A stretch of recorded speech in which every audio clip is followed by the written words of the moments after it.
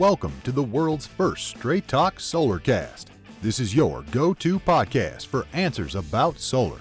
Brought to you by Solar Harmonics in Northern California, who invite their customers to own their energy by purchasing a solar panel system for their home, business, or farm. Each episode, we discuss questions facing people making the decision to go solar. The solutions to your questions are given to you straight by one of the leading experts in the solar industry, Jamie Duran, president of Solar Harmonics. Feel free to search our library for answers to questions that you're facing when considering solar. And now, here's Adam Duran, our host with the questions, and Jamie Duran, our solar expert with Straight Talk Solarcast. Hello, Jamie. Hello, Adam. How's everything in the land of solar this week? Oh, it's going very good. Lots of really high temperatures. Today's it's supposed to get to 111. So, lots of people who are really excited to get solar are starting to get their June bills and saying, "What is this all about? Yep, this can't be right. And how is this possible? And I have solar." And so I thought I would talk about in a local Facebook group. One of the top people posted something about his solar, and that generated a few hundred comments from it. And so I'm just going to take some questions from there. Okay. And, we'll probably split it up into a few podcasts, but it's pretty. Some of these are really basic questions, and some of them are pretty in-depth questions. So I thought I'd start with the first part, and the main person who posted, he was explaining how it's 100 degrees outside, and last year at this time he was getting true-up bills, even though he already had solar that were over $1,000. Whoa! And so this year he added a battery. He's called it a solar battery, but it's really a battery that's connected to his solar panel system. And so instead of sending power back to the grid, he is storing power in the battery and then drawing down the battery at night. And he has not exported anything back to the grid. So, and for the month. So, very, very excited to tell everyone how he's not paying yet. But he wasn't quite giving the whole picture. Oh no! Batteries are great, and and we're under two camps, right? We have the camp that got solar under the net energy metering 2.0, which means any excess power that they had is now going back to the grid, and they would get retail credit. And then after April 2023 is now the NEM 3.0 crowd, where instead of getting retail credit, like a day like today is about 60 cents a kilowatt hour, they're only getting 7 cents. So a lot of companies are saying you need to have a battery, so the excess will go into the battery, and you won't have to pull as much from the grid at night. And so kind of the people are getting very confused because the people from, post NEM 2.0, so the NEM 3.0 people now are trying to get advice from the NEM 2.0 people. And it's making it quite complicated and getting everyone very confused. So, and it's probably by design that it's trying to, PG&E's trying to make as many people go to NEM 3.0 as possible. And so anyone who had solar before and now they want to add more panels to their system because they're getting these gigantic true-up bills, they will be moved into the NEM 3.0. And adding even 3 solar panels, so 1 kilowatt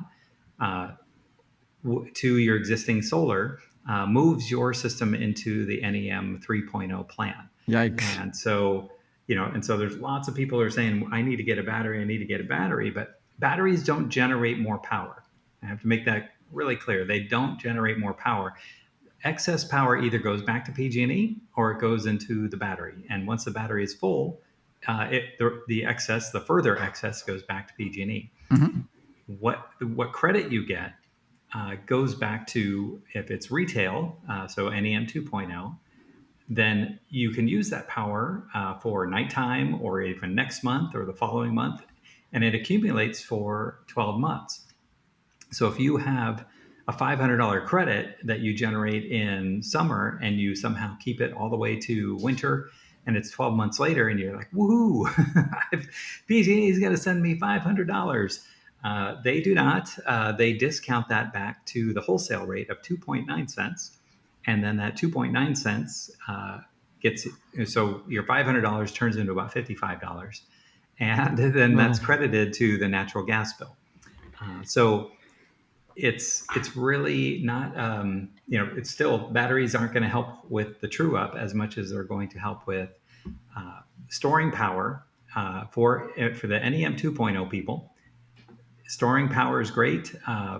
It's really just should be there available for an emergency. So if the power gets cut, you'll have some minimal power to power a few lights, TV, refrigerator, and internet. But if you're in the NEM 3.0 land, you would generally use the battery storage to store power and then have that available at night, so you're not buying from PG&E. Mm-hmm. So far, so good? Yeah. I mean, of course, this is basic. Well, it is basic. Now. But it is, because you're now a solar expert after 6-7 years of listening to me blah, blah, blah, blah, blah, blah about solar. But I just want to make that clear is that a battery does not generate any new power. The power comes from the solar panels. It's either got to be it's got to be used in the home first. So like your AC is running, or it needs to be stored in the battery. And then once the battery is full, then the excess goes back to PG&E. So it seems basic, but it's a lot of people are saying, I need to get a battery. I need it. But if you are in NEM 2.0 and you get a battery, that does not move you out of NEM 2.0. That still keeps you golden. Okay. But it's not going to do anything to help the true up bill. So that is the thing. And so, people who don't have solar are getting advice from people who do have solar, and most of those people that do have solar are NEM 2.0, right? And some of them are saying, I love my solar. You have to get solar. It's the greatest thing ever. My true up bill, the biggest ever was $250. And I think those days are pretty much over. And if you don't have solar and a battery, and it's because we generate so much power during the spring, summer, and fall months that we can pretty much eliminate all of the electricity bill in those months. If you have, there's caveats, of course. If you have a Tesla Model S and you're charging up at night, starting at 9 o'clock, when there's no sun, then you're relying on your excess power to, your 7 cents a kilowatt hour to offset that.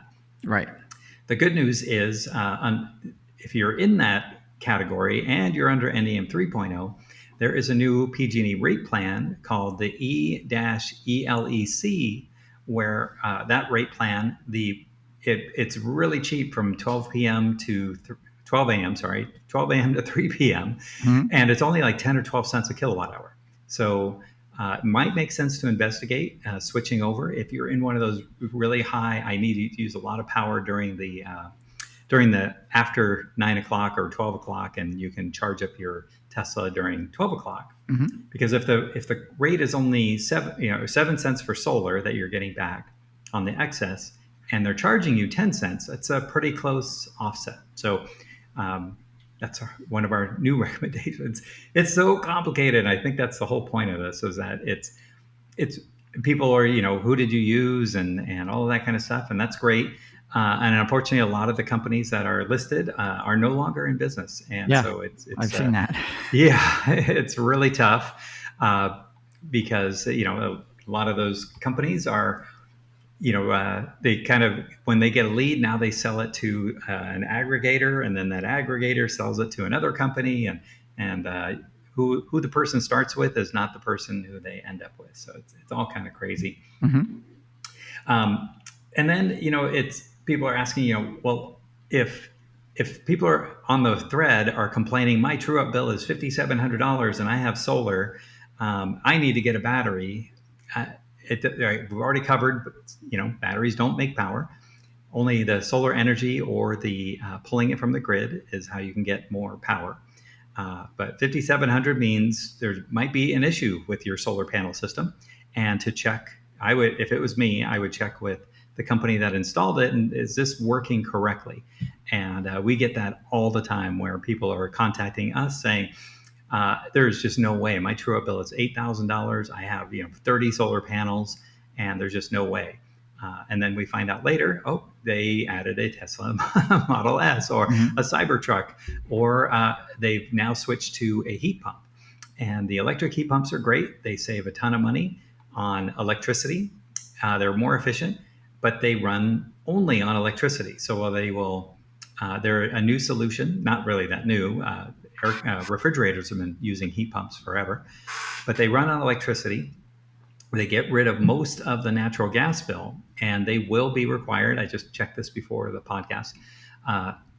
The natural gas appliances like a furnace and a water heater and like a pool heater, like for a spa, those will be electric starting in 2030. So we have 6 more years of furnaces, but then once those switch over to electric, it's going to be a whole new world out there, because people will be using as much electricity in the winter as they are in the summer, and so everyone's systems will need to be doubled. So with that, I look forward to. Look forward to that, everybody. Yeah. And can you imagine what the electricity rates will be in 6 years? It's hard to fathom, but isn't it I don't know. I stopped counting the percentage increases every year, but I mean, 20% more than they are now, I would imagine. Yeah, and I would say at minimum, I would say it'd probably double by then, because still it's crazy, and really the Public Utilities Commission is not doing too much to regulate the electricity bills or the increases. So, yeah, it's but in any event, so someone who doesn't have solar right now getting advice from someone who does have solar under the NEM 2.0, it's really tricky, and educated solar consultants, solar salespeople, all solar salespeople have gotten a really terrible reputation for high pressure sales tactics, under promising, under delivering, everything. There are just so many different horror stories about it. Solar salespeople, but there are lots of good ones who do care about their clients and do understand that more than likely that client will be referring people to them if you don't steer them wrong. So, you might get the one sale today, and then, you won't get any more sales after that because they're really unhappy. So the key is, obviously doing a good job for that client, and then having them refer you, 1 year, 5 year, 10 years down the road, so you can build your solar business. So seems self-evident and self-obvious, but getting really educated about these differences between the NEM 2 and NEM 3.0 are really critical. And then also being aware of what's happening outside of the solar industry. For example, the heat pump issue. I think that's a pretty big one, and all the electric cars and everything like that. So it's I can't believe we only got through 2 questions, not even 2 questions. So we can keep on going, but we'll wrap it up there. And then we'll tune in everyone next week for the next couple questions. All right, we're going to wrap it up there. Thank you for taking another 10 minutes out of your week to learn a little bit more about solar. Jamie's been doing this podcast, like he said, I don't know, 6, 7, 8 years. So he is definitely the best expert that you're going to have any kind of contact with in your lifetime on this issue. So thank you once again for joining us. If you'd like to ask Jamie a question for an upcoming episode, go to our Facebook page, Straight Talk Solarcast, send us a message through there. You can also go to our website, solarharmonics.com, click on the podcast link at the top of the page, and you'll be taken to a library of our past episodes. Most likely, any question that you have asked has been answered in that library, so check it out. If you have a friend considering going solar, this would be an excellent podcast to start them out with, because there's always something new. There's always something new in the rules, in the law, in the rates, everything. Wow. PG&E and our government leaders really, really, really love to keep this information in flux. So until next time, everyone. See you. That's all for now. Thank you for listening to this episode of Straight Talk Solarcast with solar expert Jamie Duran. Join us each week for more answers to your solar questions. Speaking of questions, got some? Email us at solarcast@solarharmonics.com and we'll be sure to give you an answer in an upcoming episode. This episode of Straight Talk Solarcast is brought to you by Solar Harmonics, the leading solar energy developer in Northern California, who invite you to own your energy. Visit them on the web at www.solarharmonics.com.